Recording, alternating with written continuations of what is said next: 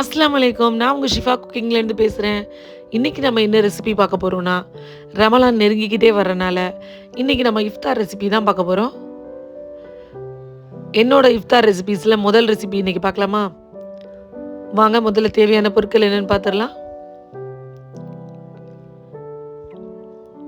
இப்போ நான் ஒரு பேன்ல ரொம்ப கம்மியா, அதாவது ஒரு ஸ்பூன் அளவுக்கு எண்ணெய் சேர்த்துருக்கேன். அதில் ஒரு 1/4 ஸ்பூன் அளவுக்கு சோம்பு சேர்த்துடுறேன். சோம்பு கொஞ்சம் பொரிஞ்ச உடனே பெரிய வெங்காயத்தை நீல வாக்கில் கட் பண்ணி வச்சுருக்கேன், அது இதில் சேர்த்துட்றேன். வெங்காயம் வந்து ரொம்ப வதங்கணும்னு அவசியம் இல்லை, சும்மா லேசாக கொஞ்சம் கலர் மாறி வரோமே நம்ம இதுக்கு தேவையான மசாலாலாம் சேர்த்துடலாம்.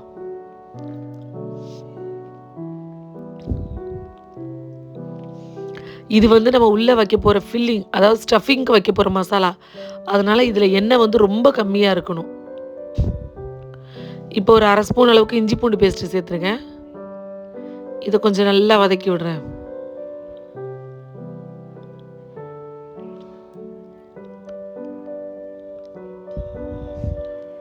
இப்போ இதில் ஒரு ஸ்பூன் அளவுக்கு மிளகாத்தூள், ஒரு 3/4 ஸ்பூன் அளவுக்கு தனியாத்தூள், இது ரெண்டையும் சேர்த்துட்டு நல்லா வதக்கி விடுங்க.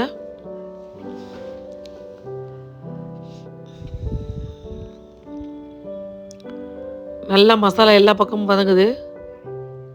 இப்போ இதில் இந்த வெங்காயத்துக்கு தேவையான அளவு உப்பு சேர்த்துட்றேன். நான் இதில் வந்து என்கிட்ட ஷெஸ்வான் சாஸ் இருக்குது, நான் அதை சேர்க்குறேன். உங்ககிட்ட ஷெஸ்வான் சாஸ் இல்லை அப்படின்னா நீங்கள் வந்து டொமேட்டோ கெச்சப் சேர்த்துக்கோங்க. இந்த சாஸை சேர்த்துட்டு எல்லாத்தையும் நல்லா மிக்ஸ் பண்ணி விட்டுருங்க. இப்போ பாருங்கள், அந்த வெங்காயம், மசாலா, அந்த சாஸ் எல்லாம் நல்லா மிக்ஸ் ஆகி வந்துருச்சு பாருங்கள். அவ்வளோதான், இந்த அளவுக்கு வெங்காயம் எல்லாத்தோட மிக்ஸ் ஆகி வந்தால் போதும். இப்போ நம்ம பொடியாக நறுக்கின கொத்தமல்லியை தூவி ஒரு பெரட்டிட்டு அடுப்பு ஆஃப் பண்ணிடுறேன். இப்போ அடுப்பு ஆஃப் பண்ணிட்டேன். இப்போ இந்த ஃபில்லிங்கை வந்து கொஞ்சம் ஓரமாக எடுத்து வச்சுருங்க, இது நல்லா ஆறட்டும். ஒரு பவுலில் ஒரு 3 ஸ்பூன் அளவுக்கு மைதா மாவு எடுத்து அதை நல்லா தண்ணி சேர்த்து ஒரு பேட்டர் மாதிரி எடுத்து வச்சுக்கோங்க. இந்த பேட்டர் வந்து ரொம்ப தண்ணியாக இருக்கக்கூடாது, ஏன்னா நம்ம ப்ரெட்டை உள்ளே முக்கிறதுக்காக வச்சுருக்கோம், அதாவது ப்ரெட்டை பெரட்டுறதுக்காக. கொஞ்சம் திக்காக இருக்கணும், அப்போ தான் அந்த பேட்டர் வந்து ப்ரெட்டு மேலே உட்காரும். பார்த்தீங்களா, நான் நல்லா கொஞ்சம் திக்காகவே வச்சுருக்கேன் பாருங்கள்.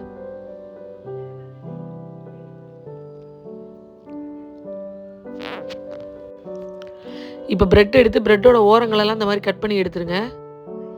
பாருங்கள், ப்ரெட்டெல்லாம் இந்த மாதிரி கட் பண்ணி வச்சுக்கிட்டேன். முட்டை நான் வேக வச்சுருக்கேன், அதையும் 2ஆக எடுத்து கட் பண்ணி வச்சுக்கிறேன். இப்போ நமக்கு எல்லா பொருளும் ரெடி ஆகிடுச்சு.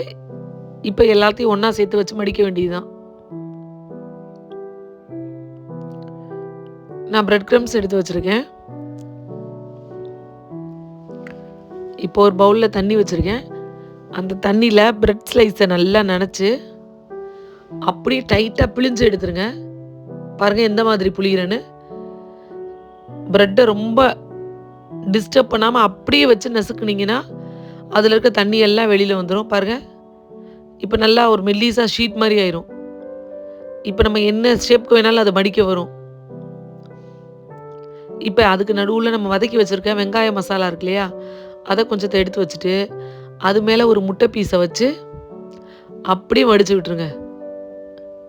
ப்ரெட்டு ஈரமாக இருக்கிறனால ஈஸியாக மடிக்க வந்துடும். பார்த்தீங்களா, வச்சு கையை வச்சு டைட்டாக ப்ரெஸ் பண்ணி எல்லா பக்கமும் ஒன்று சேர்த்திங்கன்னா நல்லா அழகாக ஓட்டை இல்லாமல் எல்லா பக்கமும் டைட்டாக மடித்து வந்துடும் பாருங்கள். இப்போ இது அந்த மைதா பேட்டர் வச்சுருக்கோம்ல, அதில் போட்டு நல்லா ஒரு ரோல் பண்ணி எடுத்துகிட்டு அப்படியே பிரெட் க்ரம்ஸில் போட்டு ஒரு பெரட்டி எடுத்துட வேண்டியதான். கொஞ்சம் சின்னதாக ப்ரெட்டு விட்டு வந்து சைடில் ஓட்டையாக இருந்தால் கூட நீங்கள் வந்து ஒன்றும் ஃபீல் பண்ண தேவையில்லை. இந்த மைதா பேட்டரில் போட்டுட்டு நம்ம மேலே பிரெட் க்ரம்ஸ் போடும் போது எல்லா ஓட்டையுமே நல்லா சீலாகி வந்துடும். அந்த மசாலாஸெல்லாம் எதுவுமே வெளியே தெரியாது பாருங்களேன்.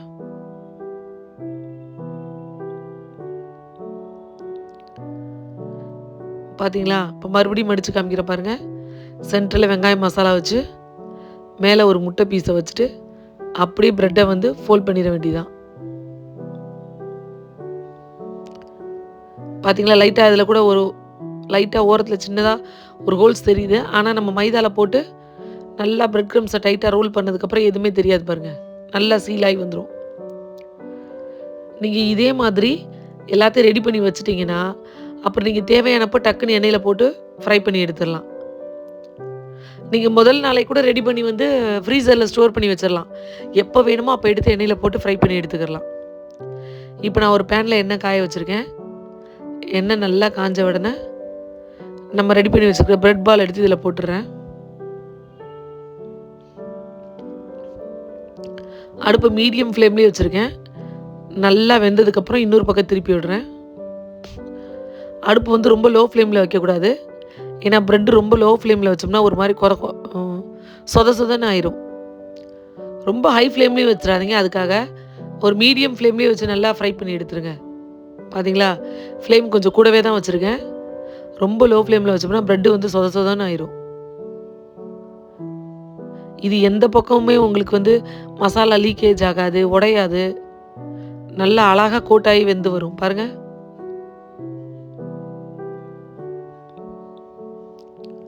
அவ்வளோதான். ஒரு சூப்பரான பிரெட் பப்ஸ் ரெடி ஆகிடுச்சு. நீங்களும் உங்கள் வீட்டில் இதே மாதிரி ட்ரை பண்ணி பாருங்கள்.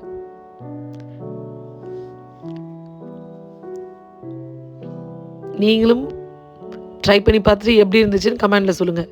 என்னோட இந்த ரெசிபி உங்களுக்கு பிடிச்சிருந்துச்சுன்னா என்னோட சேனலை லைக் பண்ணுங்கள், ஷேர் பண்ணுங்கள், சப்ஸ்கிரைப் பண்ணுங்கள். பாருங்கள், பார்க்கும் போது எவ்வளோ அழகாக சூப்பராக இருக்குன்னு. சாப்பிட்றதுக்கும் அவ்வளோ நல்லாயிருக்கும். சூப்பர். சப்ஸ்கிரைப் பண்ணுங்க. தேங்க்யூ.